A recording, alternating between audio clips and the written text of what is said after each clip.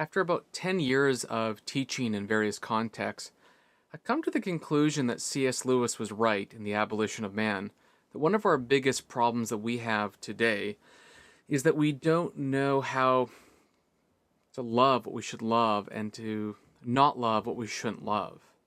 Education in general has been so, pragmatized or made as a tool towards a very useful end.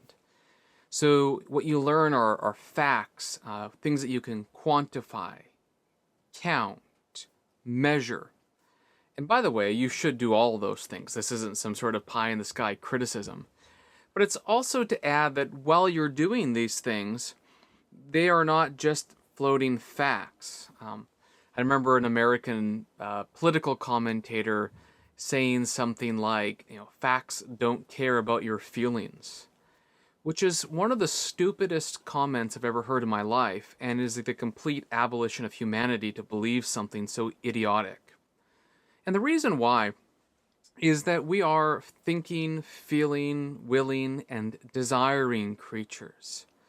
And as C.S. Lewis brings up in The Abolition of Man, we can't train people not to have a heart or a chest in his language, to have this spirited nature by which our mind and our emotions are, that kind of can work in unison.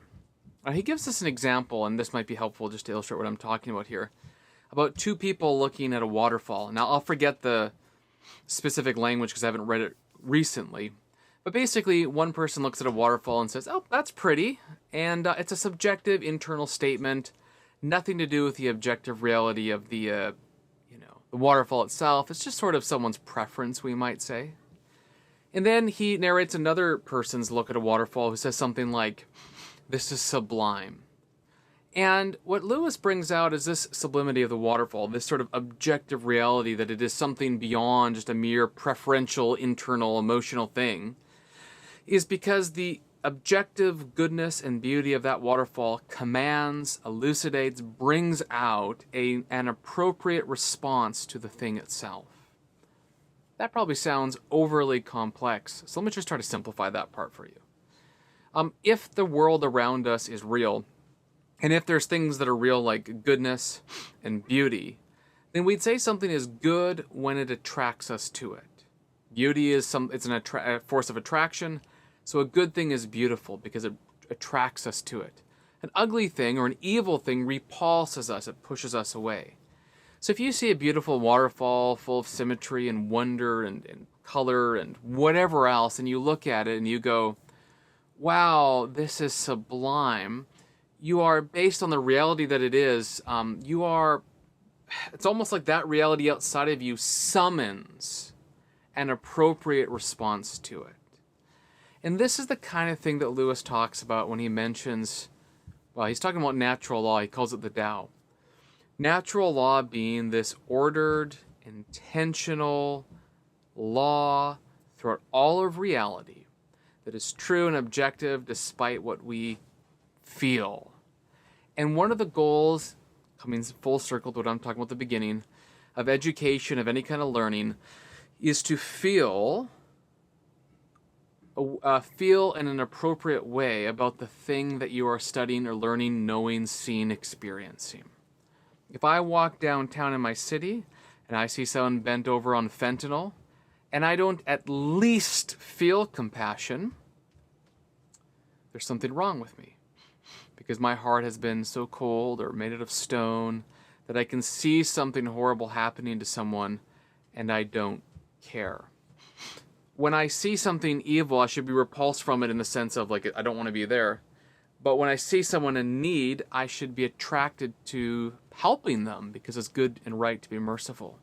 I think of the biblical story of the Good Samaritan, where a man was assaulted, left on the side of the road, and many people walk by him. But the Samaritan sees him, and because he's in need, he's attracted to help this person. He's brought over because mercy is good, and exercises mercy and shows himself to be the good neighbor. This is massively important education that we are learning, yes, facts, yes, numbers, yes, maths, yes, physics, yes, science, and reality above that. The reason that we are learning all of these topics is so that we can use them for some good end, for some good purpose, and that we might know how to adjudicate what life is for, that we might pursue justice and goodness, that we might train ourselves not to be divided between brain and feelings as if they don't connect, as if facts and emotions are not important. The fact that, as this conservative commentator brings out in his real criticism, these things are so divided that people's feelings overcome their emotions. Well, of course, that's a disorder. Even in the Christian tradition of like Paul in Romans 7, he talks about the mind being at war with the flesh and the passions thereof. This is a disorder.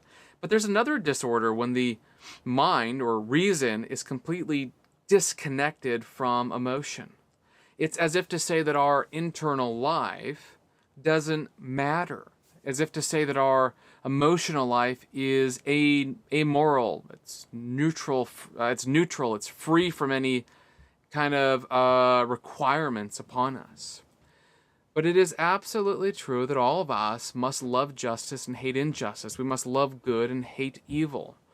It is not so much that we need to know those are rationally true statements, but that our will and the spirited part of us, the heart, and our emotional life needs to be in sync. So there's not just a horse and a rider trying to go in two different directions, so that our whole body our whole self is fully united in loving what is good and thereby being attracted and pulled to it by the will, so we choose what is good over and over and over.